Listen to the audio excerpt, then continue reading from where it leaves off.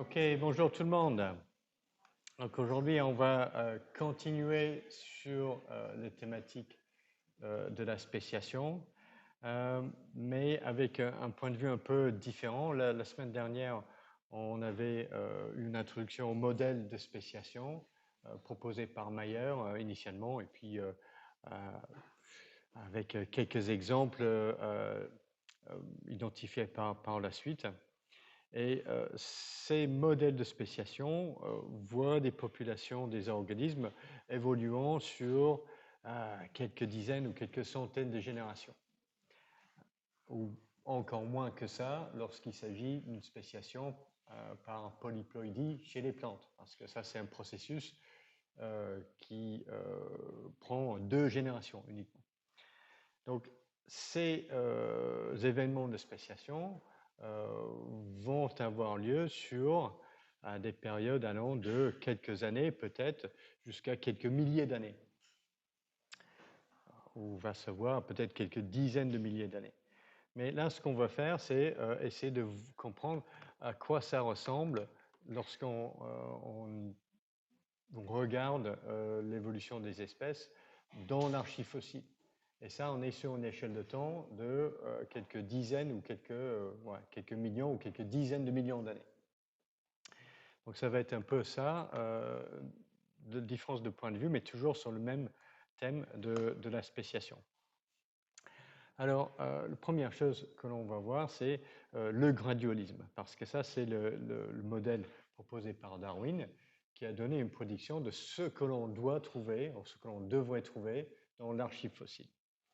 Ensuite, on va considérer le cas de l'existence ou non de formes intermédiaires dans l'archive fossile.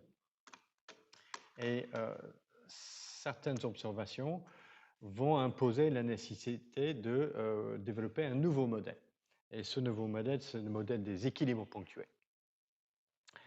Et à partir de là, 1, 2 et 3, notre regard sur la spéciation sera terminé.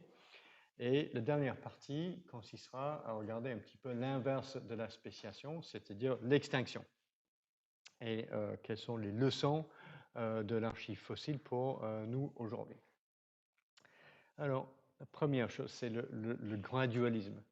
Et donc, juste pour rappel, donc, tout le modèle d'évolution par la sélection naturelle proposé par Darwin reposait sur ces principes relativement simples, c'est-à-dire qu'à chaque génération, on a une sorte de tri pour la survie de certains individus, et les individus présents dans une population à chaque génération ne sont pas identiques, et donc ce sont des individus avec un phénotype plus adapté qui vont avoir plus de chances de survivre. Et que si on répète ce processus de génération en génération, le résultat, c'est que chaque espèce va s'adapter à son environnement. Et puisque ce processus s'opère de façon pareille, identique ou semblable, en tout cas à chaque génération, elle doit être un processus continu d'adaptation à l'environnement. Et donc, on a un modèle qui propose des petits changements à chaque génération, et c'est l'accumulation de ces petits changements sur un temps long qui permet les changements que l'on va voir dans l'archive fossile. Et donc, dans ce point de vue, on a une évolution qui est, ou une vitesse ou un rythme d'évolution qui est lente et continue. Et c'est ça la nature du gradualisme proposé par Darwin. Alors, si ça c'est vrai, cela implique que entre les ancêtres et les descendants, il doit y avoir un continuum de caractères, c'est-à-dire que les caractères morphologiques qui permettent l'adaptation à une niche écologique vont se modifier petit à petit, et ça va nous donner un continuum de caractères. Et cette idée va nous mener à un modèle qui génère un petit peu l'anagénèse, c'est-à-dire que lorsqu'on progresse dans le temps avec le présent plutôt en haut ici et le passé en bas, chaque espèce va être en train d'évoluer et va éventuellement se modifier tellement que quelques millions d'années plus tard, on va reconnaître qu'il s'agit d'une espèce différente. Et en passant par des formes intermédiaires qui est dénotée ici par notre lettre A' ici. Et ça, c'est un processus d'anagénèse, ça veut dire la succession d'espèces descendant les unes des autres. Mais à ce moment-là, on n'a pas l'apparition de nouvelles espèces. On commence avec l'espèce A, qui évolue en espèce A', qui évolue en espèce B. On commence avec une espèce, on termine avec une espèce. Donc, la spéciation là-dedans, c'est ça qui permet la cladogénèse. C'est-à-dire, à un moment donné, une population d'une espèce d'ancêtre commun, A', va se scinder en deux. Et c'est ce qui va nous créer deux branches dans notre arbre phylogénétique. Et finalement, on aura deux espèces distinctes qui dérivent donc de cet ancêtre commun A qui vivait il y a très très longtemps. Ok, donc jusque-là, pas de problème. On a l'accumulation de petites modifications. On continue chez toutes les lignées et de temps en temps des événements de spéciation selon les modèles que l'on a vus la semaine dernière. Et si on met ça ensemble, on peut en tirer quelques conclusions ou quelques prédictions peut-être. Donc, c'est-à-dire que si on a un assemblage de 4 espèces qui vivent aujourd'hui, A, B, C, D, et avec leurs caractères morphologiques, on arrive à établir la phylogénie, l'arbre phylogénétique qui est illustré ici.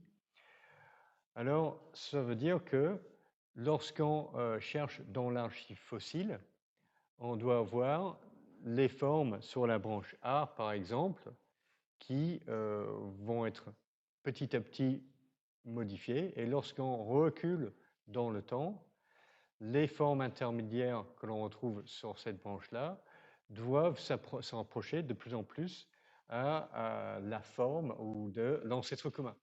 Et on doit trouver la même chose sur les autres embranchements dans notre arbre phylogénétique.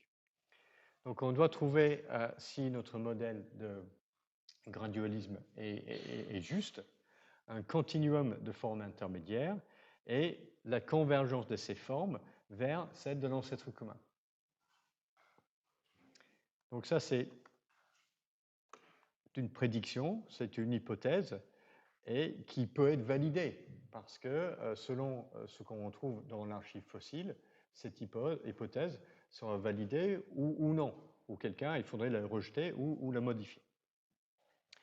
Alors, à l'époque de Darwin, donc, on savait qu'il manquait énormément de formes intermédiaires dans l'archive fossile. Et il existait plusieurs exemples de l'apparition d'apparences soudaines de grands groupes d'organismes très importants. Et donc, 3 exemples, par exemple, étaient... je vais brièvement présenter 3 exemples ici. Donc, d'abord, à l'époque de Darwin, on voyait apparemment l'apparition de vie multicellulaire, les premiers fossiles dans les rochers du Cambrien. Et en amont de cette période-là, rien. Donc on avait d'apparence une apparition de la vie très abrupte dans le passé. Maintenant, on sait qu'il existe des fossiles d'organismes multicellulaires qui datent d'une époque encore plus ancienne que le Cambrien. Donc dans le pré-Cambrien, il existait des organismes multicellulaires qui sont représentés dans ce qu'on appelle la faune des Ediacara. Mais il est toujours vrai qu'on ne voit pas trop de formes intermédiaires entre les organismes qui existaient à l'époque dans la faune des Ediacara et les groupes d'organismes que l'on peut retrouver dans la faune de Burgess. Et dans la faune de Burgess, on trouve un peu les débuts des premiers organismes qui ressemblent peut-être à des arthropodes ou à des précurseurs des vertébrés. Donc, l'apparition soudaine de ces lignées importantes est un peu un mystère. Alors, une autre apparition soudaine, mais sans forme intermédiaire à l'époque de Darwin, c'était par exemple l'émergence des premiers tétrapodes, dans les couches qui datent d'il y a 340 millions d'années, au début du Carbonifère. Et dans les strates un peu plus anciennes, à la fin du Dévonien, on pouvait identifier plusieurs espèces de poissons de sarcoptérygiens avec des nageoires charnues, comme supposé être les précurseurs de ces tétrapodes, mais pas de forme intermédiaire entre les deux. Et le dernier exemple, c'était l'apparition d'angiospermes il y a 136 millions d'années pour les premiers exemples, vraisemblablement descendus des gymnospermes, mais sans forme intermédiaire non plus. Donc ça, c'était quelques exemples connus à l'époque de Darwin. Donc il savait que son modèle de l'évolution, avec les formes intermédiaires qui convergent vers la forme de l'ancêtre commun, n'était pas totalement cohérente avec les connaissances de l'époque. Donc il avait mis sur l'origine des espèces déjà les réponses à ces critiques. Donc selon Darwin, on ne voit pas les formes intermédiaires parce que l'archive fossile est extrêmement lacunaire. Donc on a fait des fouilles paléontologiques sur une partie minime de la surface du globe terrestre. Et en plus, la fossilisation, c'est un événement très rare. Donc parmi nous qui sommes présents ici, là, je ne suis pas sûr qu'on gardera un seul fossile dans l'archive fossile sur une centaine d'individus vivant aujourd'hui. Donc c'est certainement moins d'1% des organismes qui vivent, qui laissent des traces dans l'archive fossile, probablement moins d'1 sur 1000. Et donc ça c'est une des raisons pour lesquelles notre archive fossile est incomplète.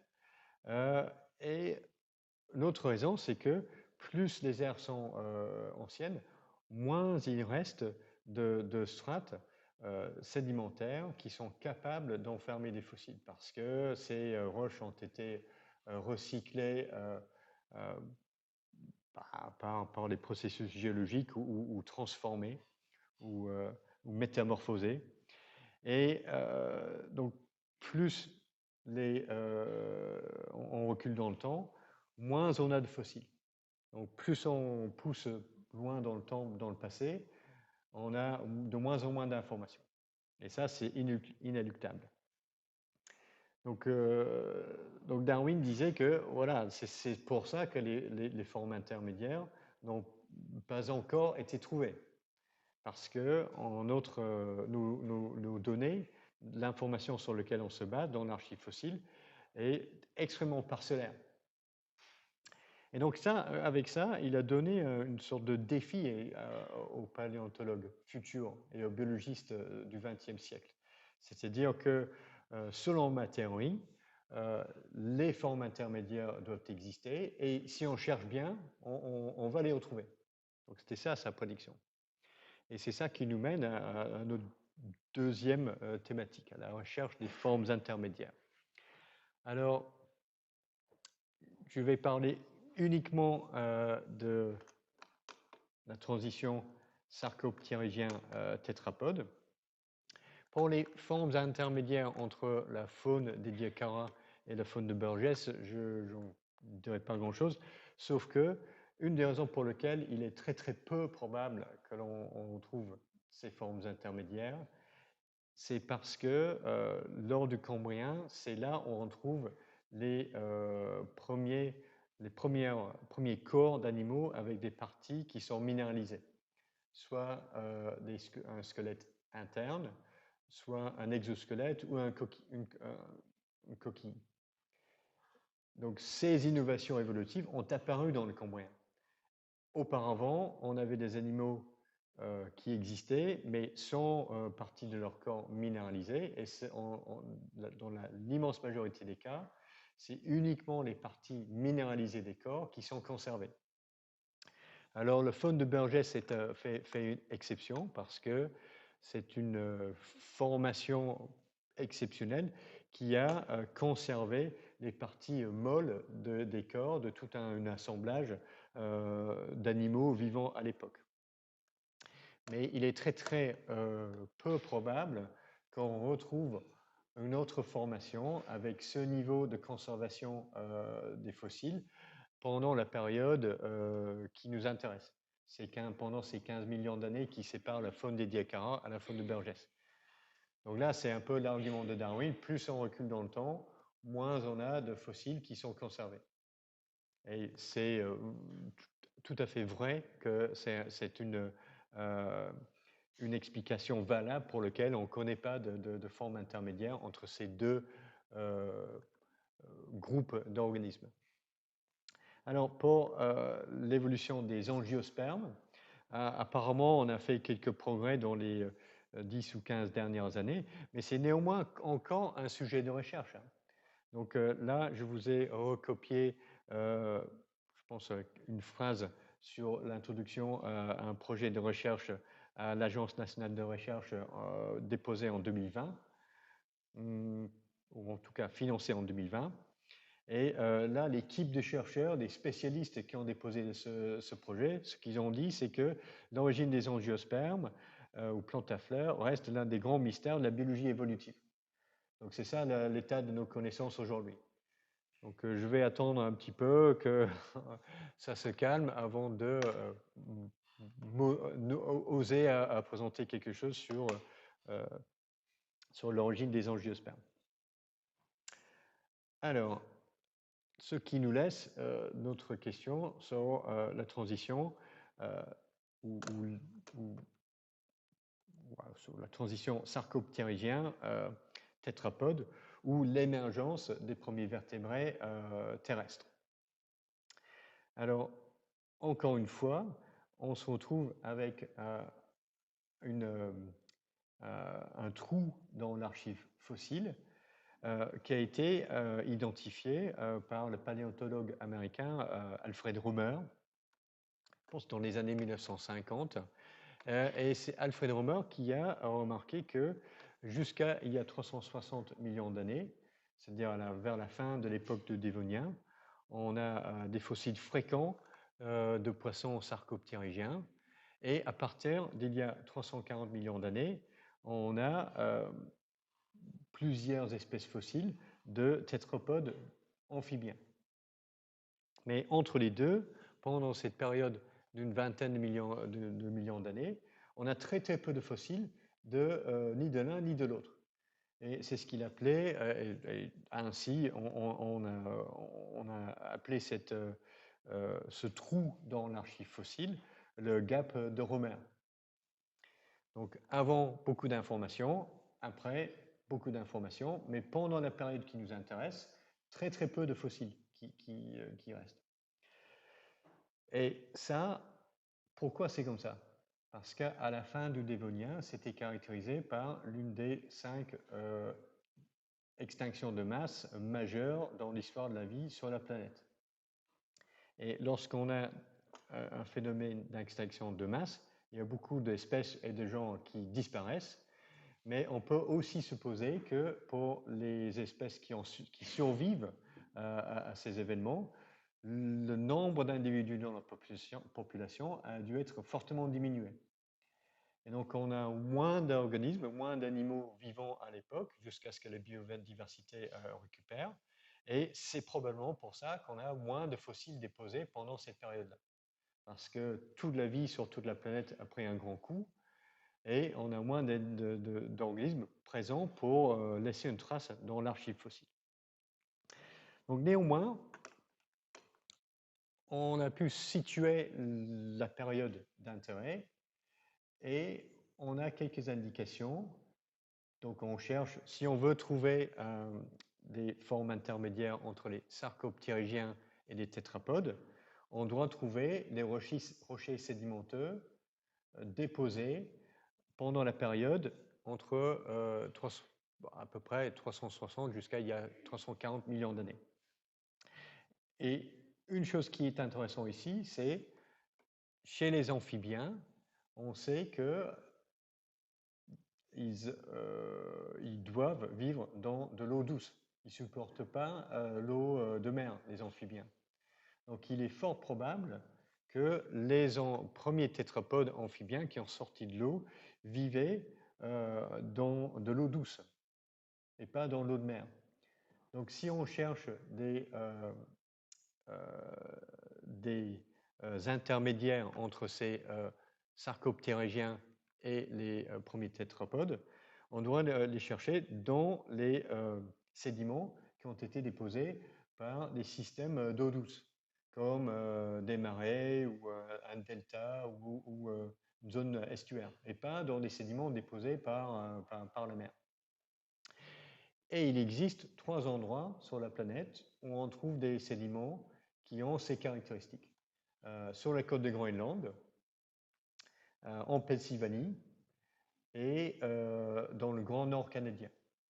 Donc 2 des 3 sont très reculés, c'est pour ça que personne n'avait regardé avant.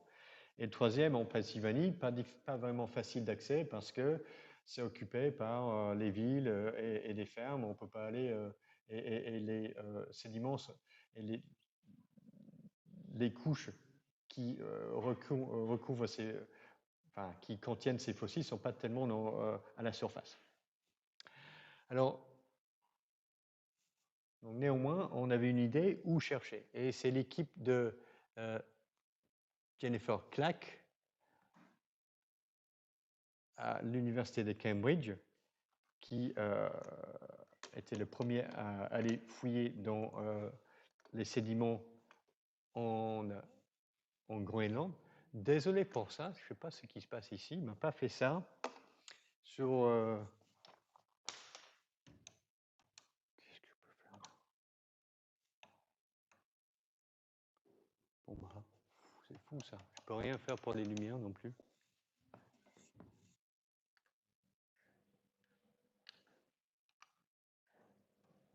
Ok.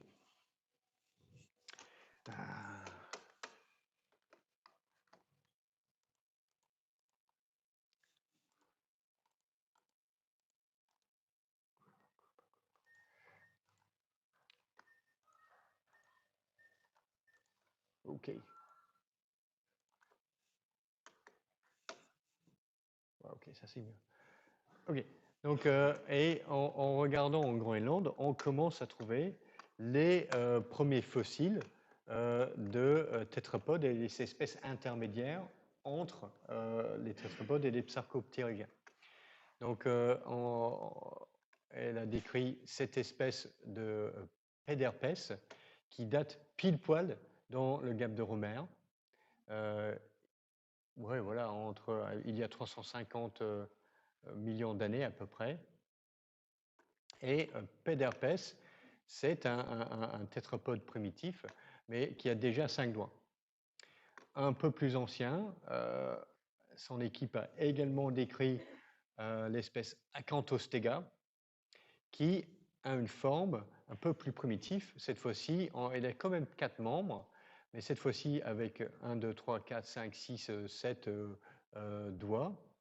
Et vu la forme de son corps, il est clair que Acanthostega, c'était un animal qui était encore aquatique, c'est-à-dire qu'il passait la plupart de son temps à nager dans l'eau.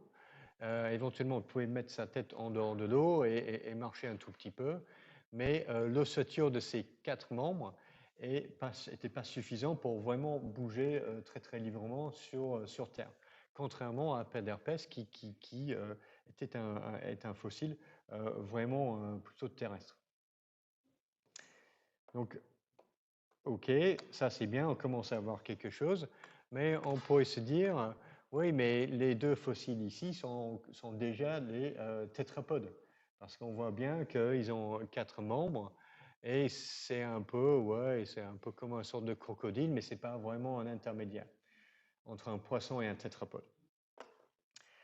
Donc, Alors, est-ce qu'on peut trouver autre chose? Et ça, c'était la découverte de l'équipe de Neil Shubin,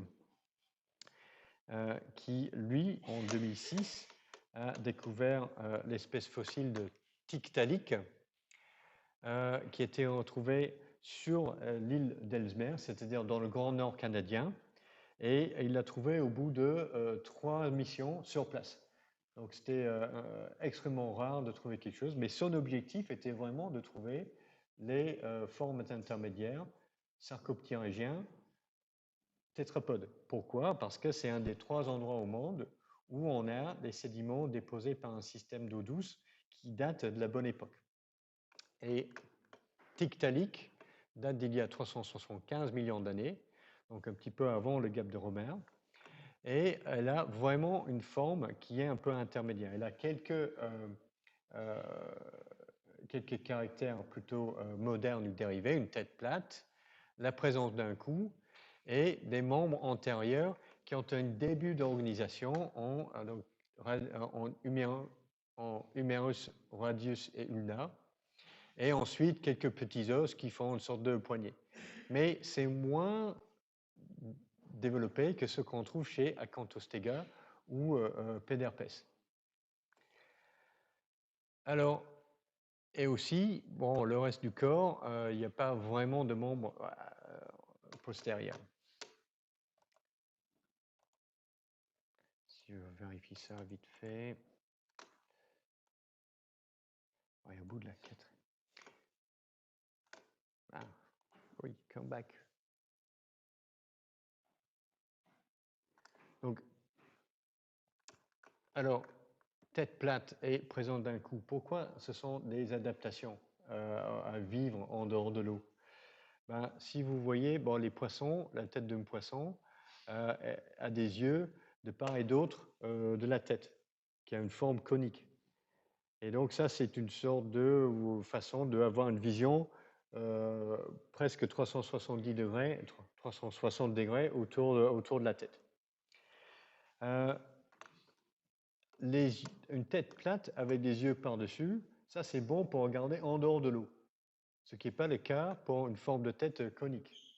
Donc clairement, Tiktaalik, il regardait quelque chose au-dessus de lui. Et la présence d'un cou, c'est important parce que si un poisson veut regarder dans une direction ou une autre, ben, il doit bouger tout son corps pour changer la direction de son regard. Ça, relativement facile dans l'eau parce qu'on est soutenu on flotte dans l'eau. Mais si on est un peu en dehors de l'eau, ben, ça finit par être un peu difficile. C'est-à-dire que bouger le corps pour mettre sa bouche quelque part pour bouffer quelque chose, on utilise de l'énergie pour bouger tout le corps en dehors de l'eau. Donc si on a un cou flexible, on peut changer l'axe de la tête et ça prend moins d'énergie. Donc ces deux choses-là, ou ces 3 caractères-là, sont des caractères pour un début d'adaptation à la vie en dehors de l'eau, mais Tiktaalik n'est pas vraiment un tétrapode, proprement parlant. Donc c'est une vraie forme intermédiaire. Alors si on met ça un petit peu avec des différents caractères dérivés et primitifs, on peut établir une sorte de phylogénie entre toutes ces différentes poissons sarcoptérygiens qui dataient de l'époque, les formes intermédiaires comme Tiktaalik et les formes un peu plus récentes comme Acanthostega, Ichthyostega et puis Pederpes, un tétrapode qui est vraiment adapté à la vie sur Terre et qui bouge sur Terre comme son mode de locomotion principal.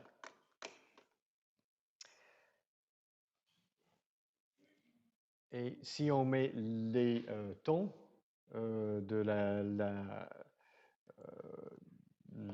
si on met l'échelle de temps sur cette phylogénie, on va représenter ici les périodes pendant lesquelles on trouve des spécimens de telle ou telle espèce fossile.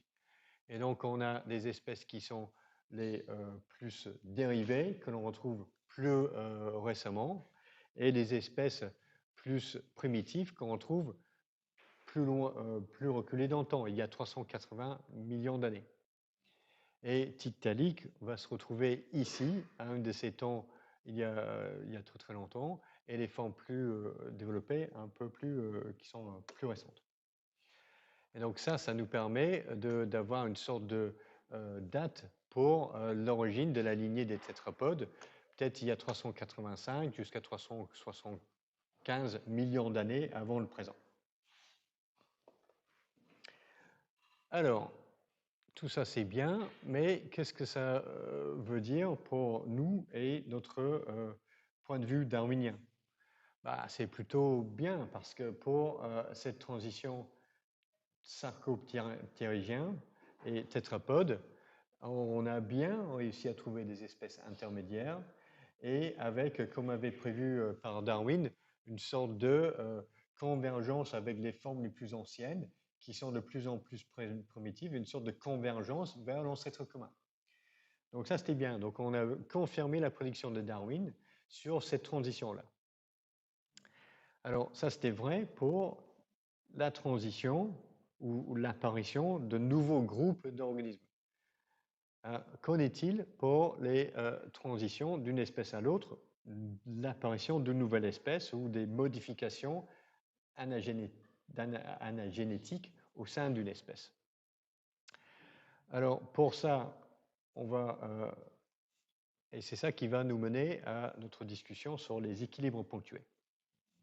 Alors, les équilibres ponctués, c'est un modèle qui a été proposé après avoir analysé les archives fossiles de plusieurs espèces d'invertébrés marins.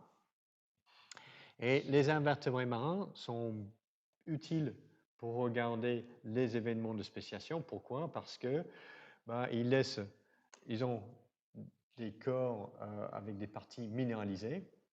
Et pour beaucoup d'entre eux, les animaux sont de petite taille et qui laissent beaucoup de fossiles. Donc on a énormément de données. Et si on cherche bien, on peut trouver des formations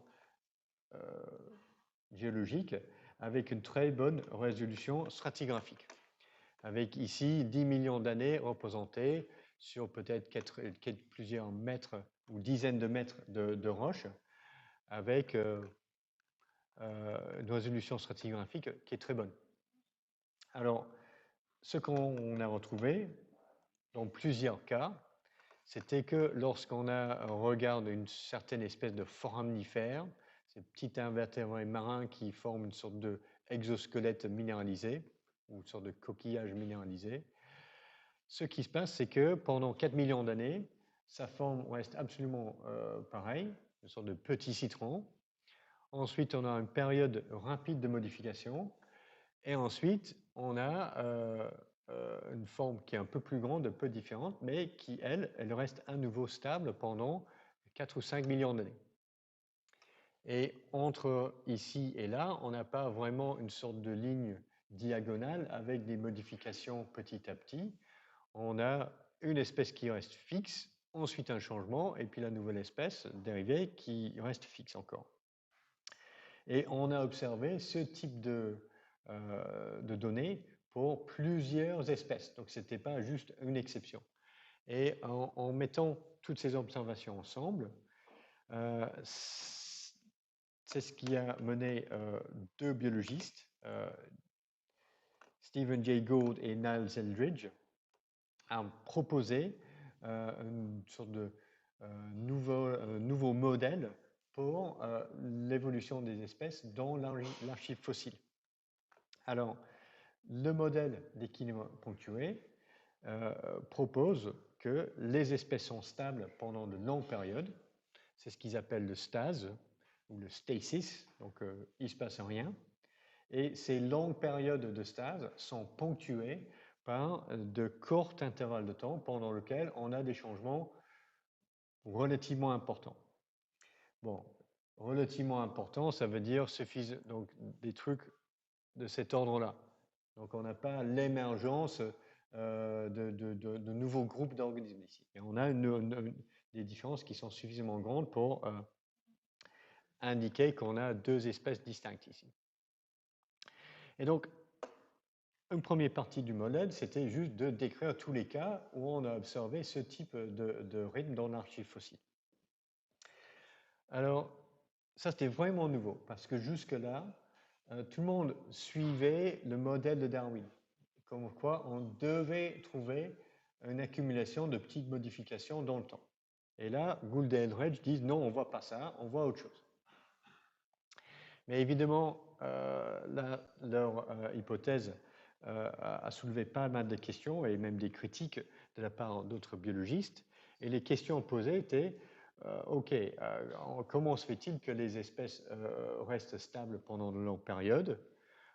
Comment est-il possible qu'on ait un changement, une espèce qui donne une deuxième espèce qui dérive de la première, mais sans intermédiaire? Comment est-ce possible que ça se passe sur une courte période?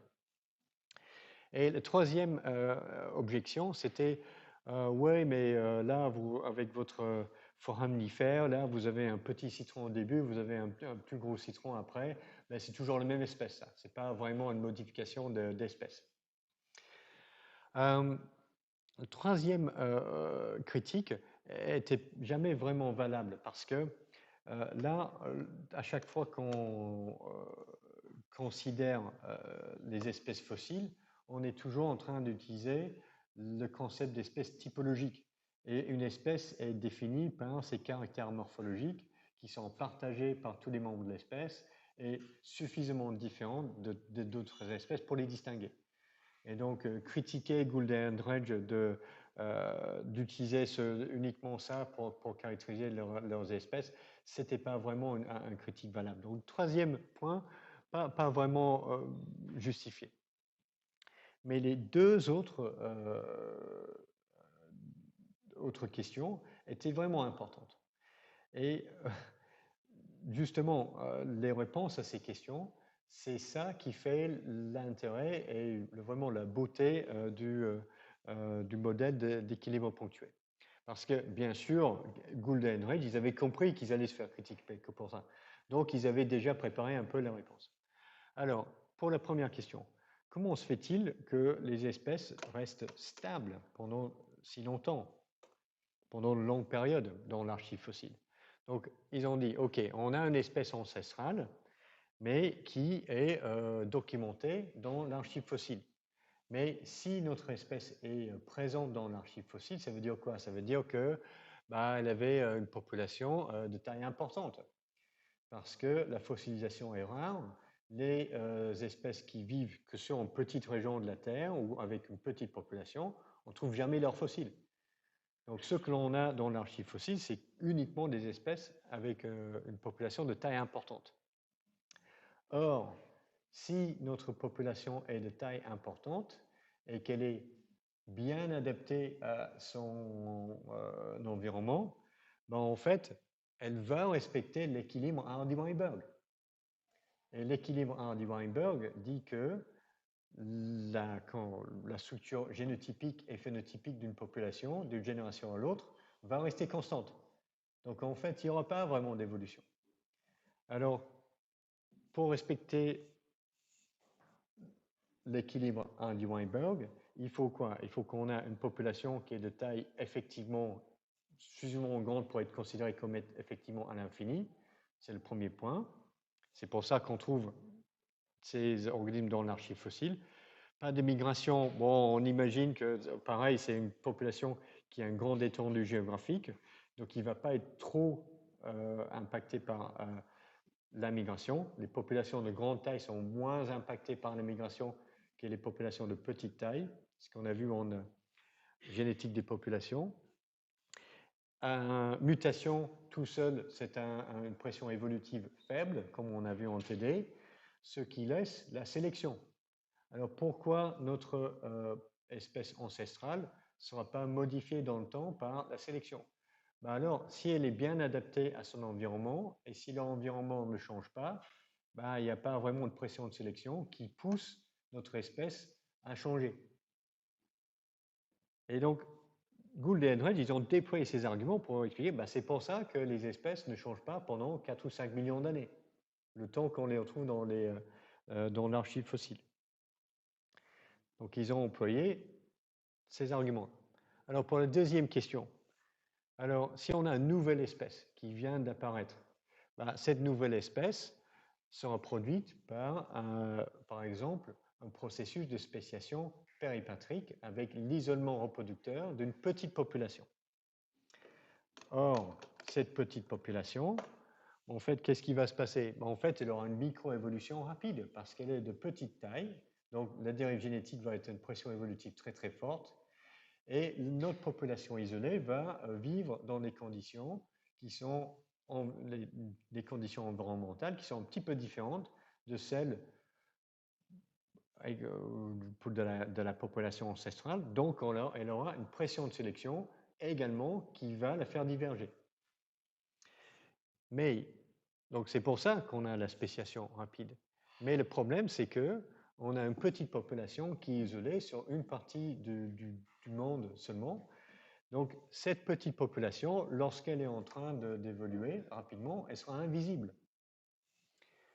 Et donc, il va devenir visible uniquement lorsque l'espèce s'étend. Mais à ce moment-là, le processus de spéciation a déjà eu lieu. Et donc, c'est pour ça qu'on ne trouve pas de forme intermédiaire. Et donc, c'est pour cette raison-là qu'on voit dans l'archive fossile l'apparition abrupte de nouvelles espèces. Alors, juste pour illustrer ça, je vais commenter les schémas qui sont encore sur le site web de l'Université de Berkeley.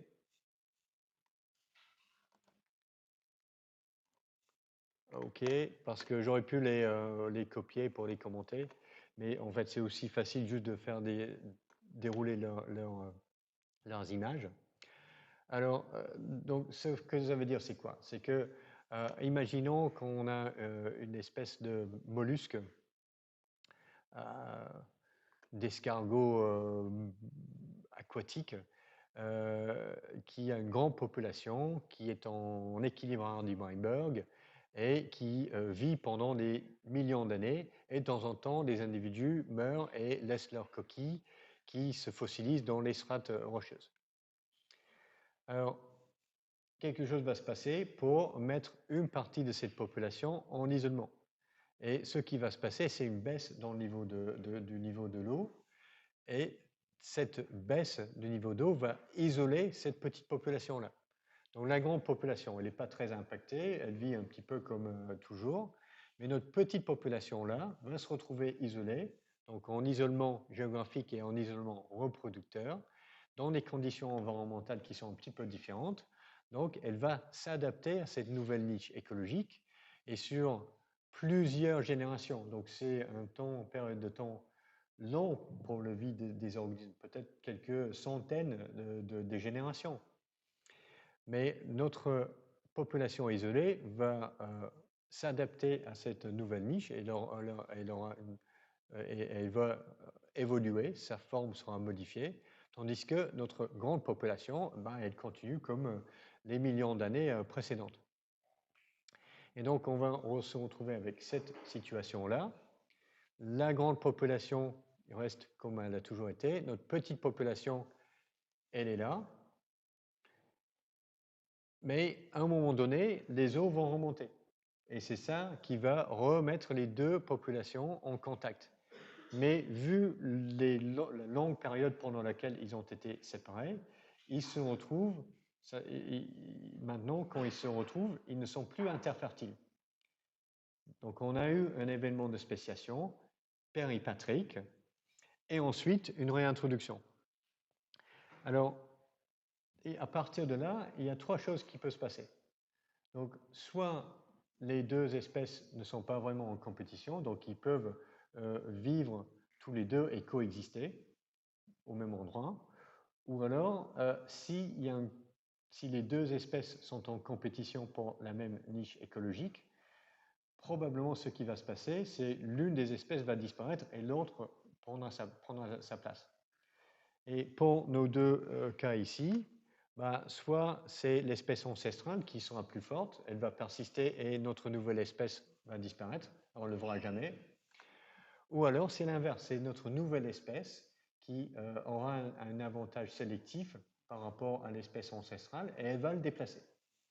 Donc l'exemple proposé par l'université de Berkeley, c'est que c'est ce deuxième cas de figure qui va arriver et c'est la nouvelle espèce qui va éliminer l'espèce ancestrale. Et maintenant, c'est la nouvelle espèce qui va occuper toute la zone auparavant occupée par l'espèce ancestrale. Mais vu que maintenant, c'est une espèce qui a une population de grande taille, qui est bien adaptée à sa niche écologique, ben, elle va arrêter d'évoluer. Donc, elle va à nouveau rentrer dans une période de stase. Et pendant les prochains millions d'années, c'est cette espèce-là qui va déposer ses coquilles dans les strates qui sont déposées. Alors, qu'est-ce que ça donne lorsqu'on regarde dans une archive fossile? Ben, ça donne quelque chose comme ça, c'est-à-dire on a une espèce ancestrale qui persiste pendant des millions d'années sans beaucoup changer, et puis sur une période de temps qui est courte dans le temps géologique, c'est-à-dire peut-être quelques dizaines de milliers ou centaines de milliers d'années, ça c'est court pour le temps géologique, on va avoir une nouvelle espèce qui apparaît et qui remplace la première. Et c'est tout ça, ça c'est la seule chose que l'on peut détecter dans l'archive fossile.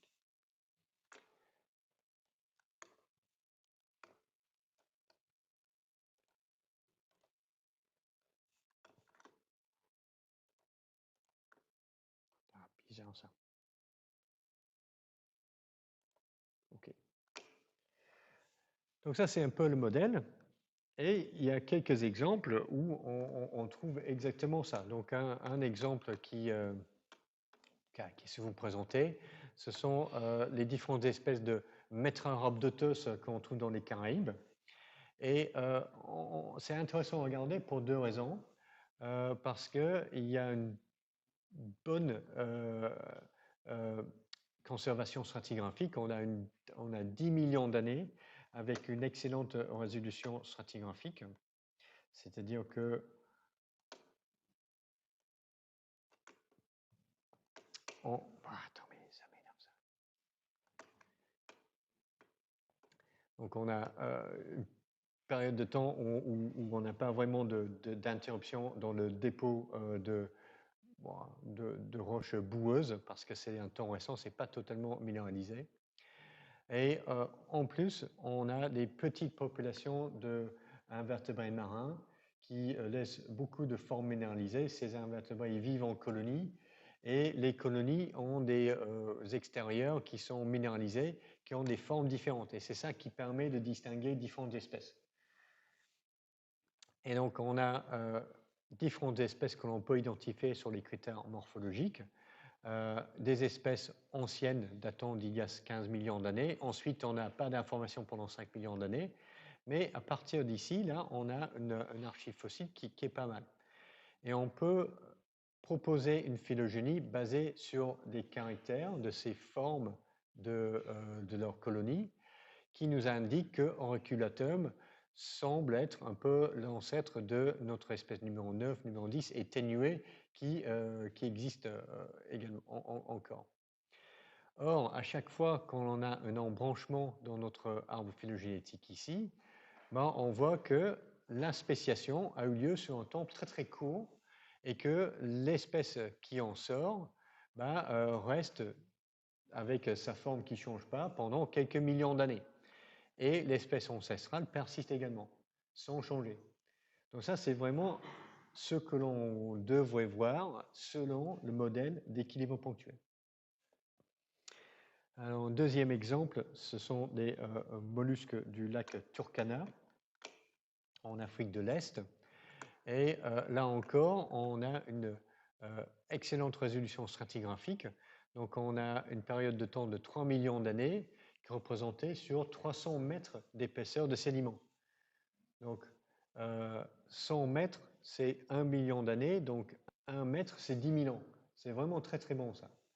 Et là encore, on regarde les coquillages, les bivalves ou des mollusques. parce que ce que l'on veut, c'est des organismes qui laissent beaucoup d'échantillons. Et là encore, on a des modifications sur une courte période de temps des formes, avec les formes ancestrales qui persistent. Et lorsqu'on regarde les périodes pendant lesquelles ces changements ont lieu, cela correspond avec des changements de niveau d'eau dans le lac. Donc là aussi, ça semble être une bonne confirmation de ce qui était proposé par Gould et Eldridge. Alors, les équilibres ponctués. Quel est l'intérêt de ce modèle? Attends, j'en suis là. Attends, mais j'ai fait. Il faut que j'arrête de faire ça là. Alors, pourquoi ou quel est l'intérêt de ce modèle? Alors, il explique pourquoi l'archive fossile montre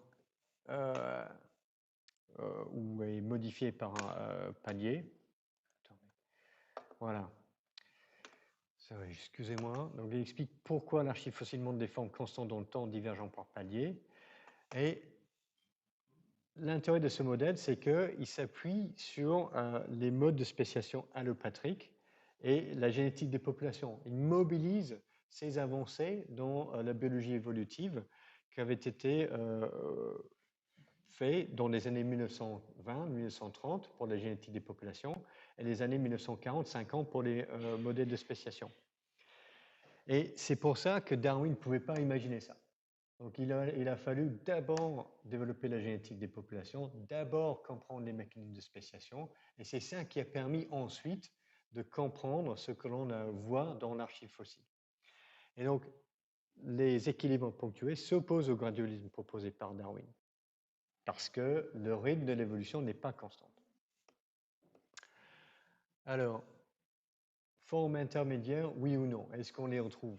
Donc, on a eu un cas avec l'émergence des tétrapodes où, en fait, oui, on trouve des formes intermédiaires, une série de formes intermédiaires. Et lorsqu'on a regardé les différentes espèces de Metroorbidotos, on n'a pas vu de forme intermédiaire entre les différentes espèces. Alors, pourquoi c'est comme ça?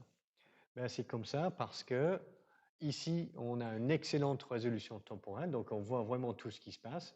Donc, quand il y a un saut, on voit que c'est un saut et on est sûr qu'il n'y a pas de forme intermédiaire. Et on est en train de regarder une période de temps qui est relativement courte. On focalise ici sur cette période-là là, de spéciation a lieu pendant un temps court, moins d'1 million d'années. Et on a beaucoup d'échantillons, donc on voit des choses beaucoup en détail. Tandis que ici, là, pour l'évolution des premiers tétrapodes, on a une moins bonne résolution temporelle, c'est-à-dire que le processus a lieu pendant une période d'une vingtaine de millions d'années. Et on a très très peu d'échantillons. Chacune de ces espèces fossiles est représentée sur 1, 2 ou 3 échantillons.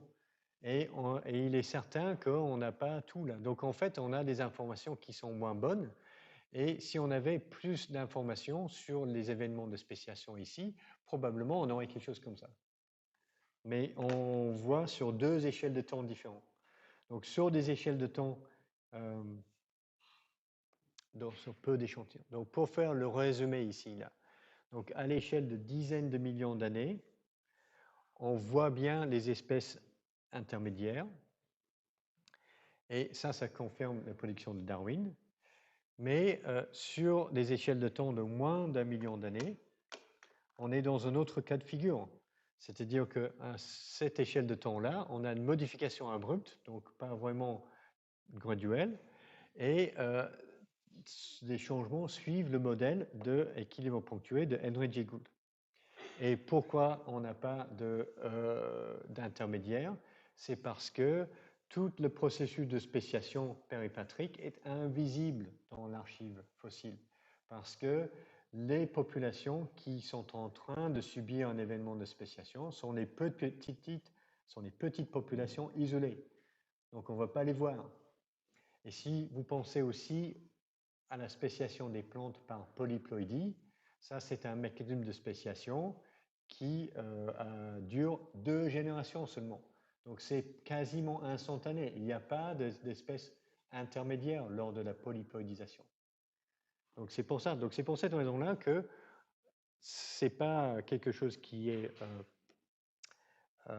incohérent ou avec la sélection naturelle, mais c'est juste que la paléontologie, l'archive fossile, ne permet pas de voir toutes les étapes du processus de spéciation. Alors, pour les 20 dernières minutes, on va regarder un petit peu l'inverse, le revers de la médaille, qui est l'extinction. Parce que si la spéciation, c'est la naissance des espèces, l'extinction, en quelque sorte, c'est la mort des espèces. Et on peut se poser des questions du style, combien de temps dure la vie d'une espèce?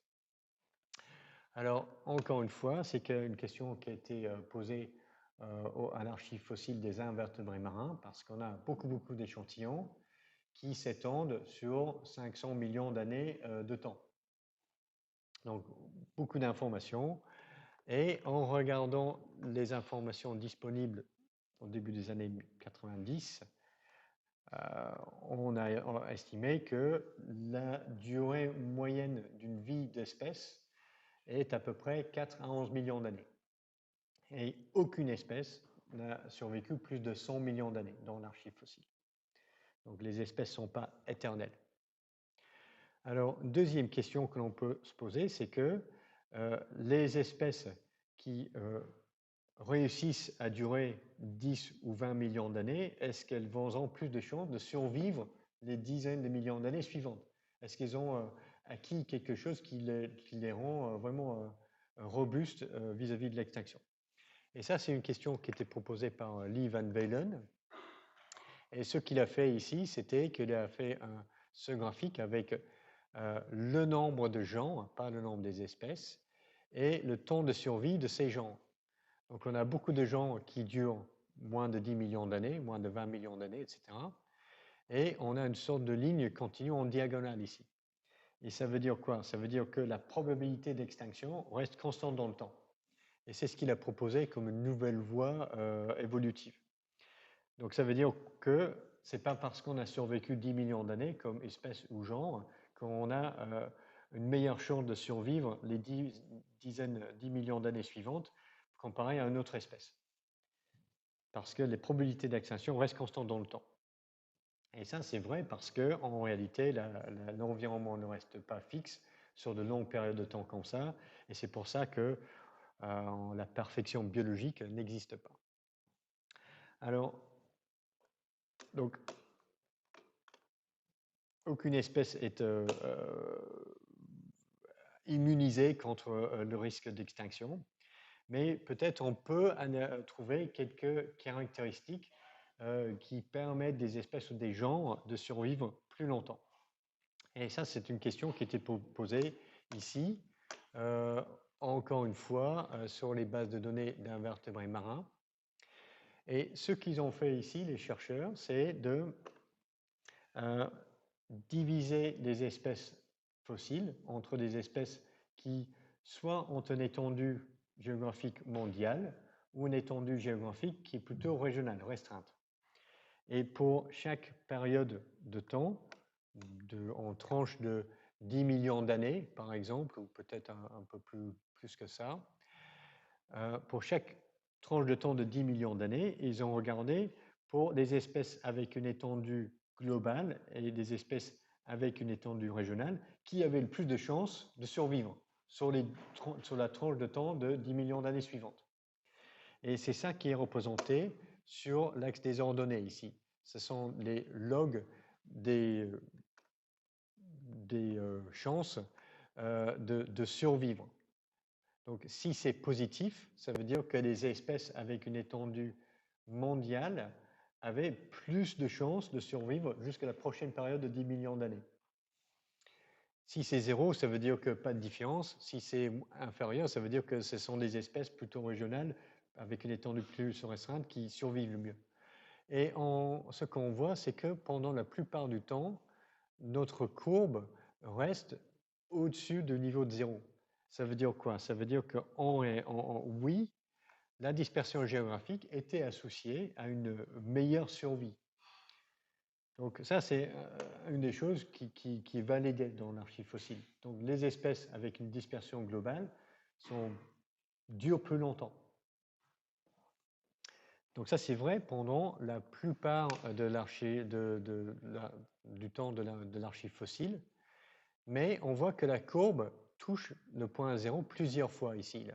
Ici, là, là et là. Et chaque fois que la courbe touche le point 0, c'est quoi? Ce sont les extinctions de masse, qui étaient des événements mondiaux qui ont bouleversé le vivant sur la planète partout dans le monde. Donc dans ces conditions-là, le fait d'avoir une dispersion géographique mondiale, ce n'était pas une protection contre le risque d'extinction pendant les périodes d'extinction de masse. Alors les extinctions de masse, on reconnaît 5 dans l'archive fossile. L'extinction de masse de la fin de l'Ordovicien, fin dévonien, fin parmien, etc.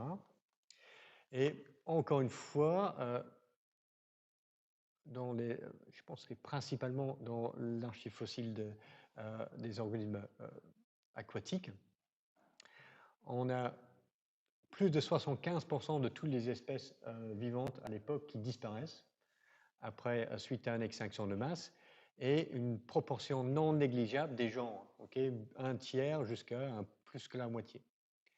Alors, ces événements, on a un peu de mal à savoir combien de temps ça a duré, les extinctions de masse.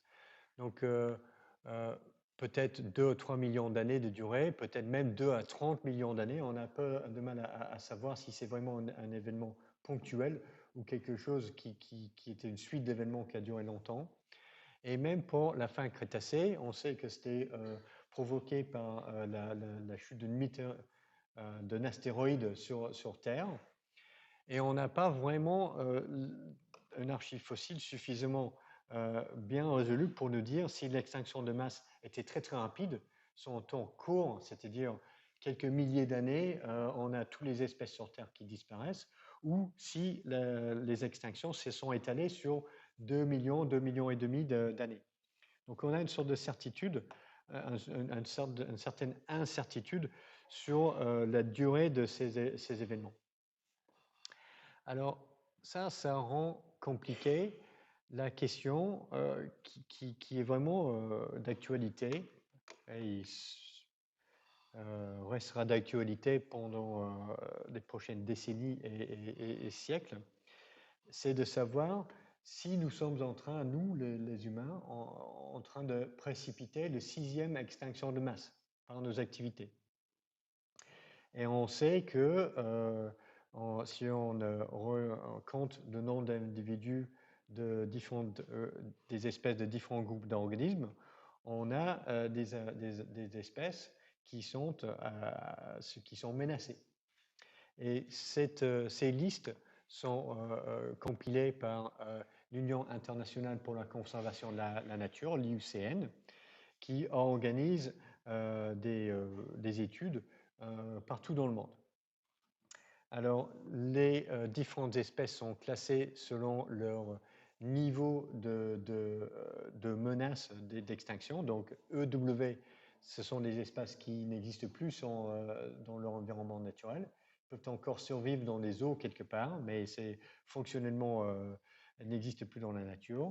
CR, c'est en danger critique d'extinction. EN, en danger, et VU, vulnérable.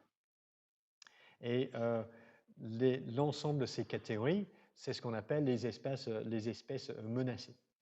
Et selon le groupe d'organismes, on a une proportion de toutes les espèces que l'on connaît qui sont menacées. Et cette proportion est relativement élevée.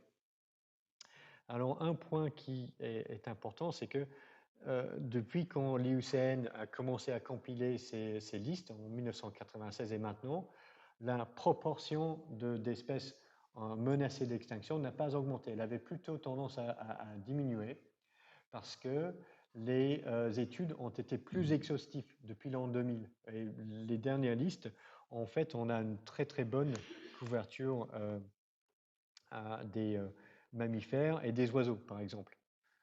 Donc, avec les études plus récentes, on couvre plus d'espèces et donc on a moins de biais. Tandis qu'auparavant, on se concentrait peut-être plus sur des espèces, on savait qu'elles étaient menacées. Donc, voilà, donc ça c'est un point. Mais néanmoins, on a une proportion des espèces qui sont menacées d'extinction qui est non négligeable. Alors, comment on peut comparer ça à des extinctions de masse qu'on voit dans l'archive fossile? Et ça, cette question, elle n'est pas vraiment facile parce que on a... ah non, j'ai sauté une ou deux diapositives. Excusez-moi. Alors, pourquoi on a toutes ces espèces menacées d'extinction? Ben, c'est parce que c'est à cause de notre impact sur l'environnement. Et l'organisme qui a essayé de quantifier ça et d'identifier les facteurs les plus importants, c'est l'IPBES, qui est le Intergovernmental Science Policy Platform on Biodiversity and Ecosystem Services. C'est un peu le GIEC pour la biodiversité, si vous voyez ce que je veux dire. Okay? Et eux, ils ont identifié quelles sont les pressions exercées par nous, l'espèce humaine, sur la biodiversité depuis 1970. Alors le facteur le plus important, c'est la modification de l'utilisation des terres. Deuxièmement, c'est l'exploitation directe des organismes. Troisièmement, c'est les changements climatiques. Quatrième place, c'est la pollution. Et le cinquième facteur, c'est l'introduction d'espèces exotiques envahissantes. Alors, pour modification de l'utilisation des terres et des mers, ben, en fait, actuellement, on a un tiers de la surface terrestre qui est dédiée à l'agriculture. Et si on exclut les zones désertiques, c'est une proportion encore plus élevée que ça. Donc, si on remplace un environnement sauvage par des champs, ben, on détruit la biodiversité, c'est clair. Exploitation directe des organismes, les extractions des ressources forestières, on va aller couper des essences pour la construction, pour du bois, et aussi on va détruire les espèces qui sont autour.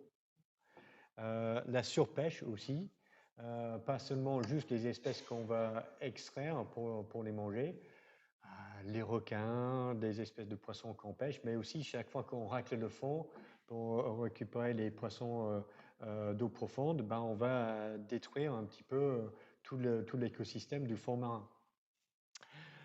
Changement climatique, ben, ça impacte la distribution des espèces. Et si l'environnement change, les écosystèmes sont modifiés et là, ça met une pression sur la biodiversité. Pollution, les microplastiques et aussi tout ce qui est déchets agriculturels, industriels et miniers sont des produits toxiques qui ont un impact sur le vivant. Et chaque fois qu'on va introduire des espèces exotiques, les rats, les souris, les lapins, des trucs comme ça, ils peuvent être très néfastes pour les espèces endémiques. Et ça, c'est un vrai fléau. Donc on a toutes ces pressions-là qui ont tendance à menacer une proportion non négligeable des espèces sur la planète.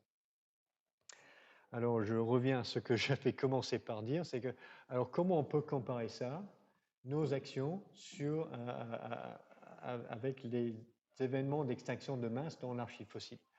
Et ça, c'est pas facile à faire parce que il y a quelqu'un qui est parti sans fermer la porte, c'est super sympa. Alors, nous, ce que l'on a des observations directes d'extinction d'espèces depuis au maximum 500 ans, avec les premiers naturalistes qui commencent à laisser des descriptions, éventuellement des échantillons empaillés d'organismes. Mais l'archive fossile s'étend sur plusieurs centaines de millions d'années. Donc on a une différence à l'échelle de temps qui est énorme. Dans l'archive fossile, on a un biais important, c'est que les organismes avec parties minéralisées qui vont être représentées et des populations avec de grandes tailles. Et aussi, dans les données que nous avons actuellement, sur le risque des menaces d'extinction pour différents groupes d'organismes, il y a des groupes qui sont plus ou moins bien couverts. Donc les mammifères et les oiseaux, assez bien décrits dans les listes de l'IUCN. D'autres groupes, les insectes, un peu moins bien décrits, quoi. Alors, comment essayer de résoudre ces problèmes et avoir une sorte de comparaison qui soit juste et scientifique? Donc, première chose, c'est de définir une mesure, une unité d'extinction qui va être applicable sur toutes les échelles de temps. Et ça, c'est les extinctions par million d'espèces années. Donc, je regarde sur 1 million d'années, j'ai 10 espèces qui s'éteignent. Donc, ça, c'est 10 extinctions par million d'espèces années. Alors, la chose qu'on peut essayer de faire pour calibrer un peu les observations dans le monde actuel, de la biologie que l'on connaît actuellement, et l'archive fossile qui est très ancienne, c'est d'essayer de calibrer par les fossiles récents de Pléistocène. Et ce que l'on doit faire aussi, c'est d'essayer de restreindre l'analyse aux groupes que l'on connaît assez bien et qui ont relativement bonne archive fossile et aussi une bonne représentation dans les listes de l'IUCN. Donc les mammifères, c'est assez bon pour ça. Alors, donc ça, c'est un peu le problématique. Et donc, c'était le sujet d'une publication publiée il y a 13 années maintenant, il y a 13 ans, qui essaie de comparer le risque d'extinction des mammifères vivants aujourd'hui et le taux d'extinction historique. D'abord dans l'archive fossile cénozoïque et l'archive fossile de Pléistocène. Et ils ont pu établir que le niveau de base d'extinction des mammifères dans l'archive fossile, on est à peu près à deux extinctions par million d'espèces années. Okay? Donc ça, c'est le niveau d'extinction normal. Sur le Pléistocène, et une des choses ce qu'ils essaient de faire, donc les Pléistocènes, ce sont des fossiles qui ont un âge de moins de 100 000 ans. Et si on prend tout ça, les 100 000 ans, on a un seul point ici. Mais ensuite, ce qu'ils font, c'est qu'ils prennent ces données-là et ils les découpent en périodes de temps moins ou moins longues. Et ça, c'est pour ça qu'on a des points gris qui sont les données de l'archive fossile. Tout ça, c'est des points de données de l'archive fossile. Et le résultat, c'est que si on a plus le laps de temps est court, plus on a notre taux d'extinction qui est variable. Donc là, donc sur un temps court, lorsqu'on observe, on a du mal à savoir qu'est-ce que ça va donner sur 1 million d'années. Donc ça, c'est un premier problème, enfin, un premier biais. L'autre chose que l'on peut dire, c'est que, mais néanmoins, ce qu'ils ont fait, c'était ils ont essayé de représenter les mammifères sur la liste de l'IUCN, vulnérables en danger ou en danger critique. S'ils disparaissent en 100 ans, 500 ans ou 1000 ans, ça va nous donner quoi comme taux d'extinction? Et on voit que c'est bien plus élevé que le taux d'extinction normal qu'on a dans l'archive fossile. Même si les espèces en risque de danger, en menace de danger critique, s'ils survivent même 500 ans, ça sera un taux d'extinction plus que la norme. Et ça, c'est à cause de nous, ça. Donc, le résultat, c'est que le taux d'extinction potentiel, avec la biodiversité et les espèces menacées que l'on a actuellement, c'est beaucoup plus élevé que ce que l'on voit dans les données historiques. Alors, l'autre façon qu'ils avaient fait d'aborder la question, c'était de se dire, en fait, les extinctions de masse sont caractérisées par la disparition de au minimum 75% des espèces sur le monde entier. Et ils se disent, alors, si on prend par exemple les espèces qui sont menacées d'extinction, la proportion que l'on connaît sur les listes IUCN, et ces espèces disparaissent sur un laps de temps de 500 ans ou 100 ans, et que on continue ce taux la même pression sur le monde naturel que l'on a eu depuis 1970. Il faudrait combien de temps jusqu'à ce qu'on ait réussi, entre guillemets, à éliminer 75% de toutes les espèces? Vous voyez un peu le calcul? Donc si on élimine 10% des espèces en 500 ans et on continue à éliminer 10%, il nous faut combien de temps pour éliminer 75% des espèces? Alors si on élimine toutes les espèces menacées en 500 ans, pour les mammifères, si c'est uniquement les espèces en risque critique qu'on élimine en 500 ans et on maintient la même pression sur le naturel, il nous prendra 10 000 ans pour avoir éliminé 75% de tous les mammifères. Si toutes les espèces menacées actuellement, on les élimine en 500 ans et on continue la même pression, en fait, on aura atteint le niveau d'extinction de masse en moins de 10 000 ans. Et si notre pression sur le vivant est plus intense, c'est-à-dire que les espèces actuellement en critique d'extinction disparaissent en moins de 100 ans et on maintient cette pression sur le monde naturel, on aura précipité une extinction de masse en 2000 ans. Et si c'est toutes les espèces actuellement menacées, dans toutes les catégories qui disparaissent en 100 ans, en fait, on aura atteint le niveau extinction de masse en moins de 1000 ans. Donc, si on continue à faire ce qu'on fait actuellement, ce qui va se passer, c'est qu'en quelques milliers, en quelques centaines d'années, oui, on aura réellement provoqué la 6e extinction de masse de l'histoire de la planète.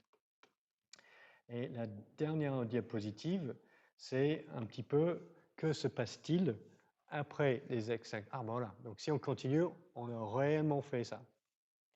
Alors, la dernière diapositive, c'est qu'est-ce qui se passe après les extinctions de masse. Donc, ici, on a représenté les taux d'extinction d'espèces et les taux d'apparition de nouvelles espèces dans le temps géologique. Et chaque extinction de masse est indiquée par un pic dans le taux d'extinction. Pas tellement ici, mais sur les autres, oui. Et ce que l'on voit, ou les auteurs ont proposé que ce que l'on voit, c'est que après chaque extinction de masse, on voit un pic d'apparition de nouvelles espèces. Et ça, c'est un peu quelque chose de positif, parce que, comme on le sait, les extinctions de masse, ce n'est pas la fin du monde sur la planète, mais il y avait un délai d'une dizaine de millions d'années entre les pics d'extinction et le pic d'apparition de nouvelles espèces. Donc la biodiversité peut récupérer après les extinctions de masse, mais ça prend quelque chose comme 10 millions d'années. Et ça, c'est un message important pour nous tous, parce que si par nos actions, on continue et on provoque la 6e extinction de masse sur la planète Terre, ça veut dire que ce n'est pas juste nos petits-enfants et leurs petits-enfants qui ne vont pas vivre et ne verront jamais une planète avec une belle biodiversité telle que nous l'avons encore aujourd'hui, mais peut-être aucun être humain ne vivra jamais sur une planète aussi belle que nous avons. Parce que 10 millions d'années, c'est la durée moyenne d'une espèce. Et je ne suis pas certain que notre espèce à nous durera au-delà de 10 millions d'années. Et donc ça, c'est l'enjeu de la protection de la biodiversité aujourd'hui. Donc je vous laisse avec ce message.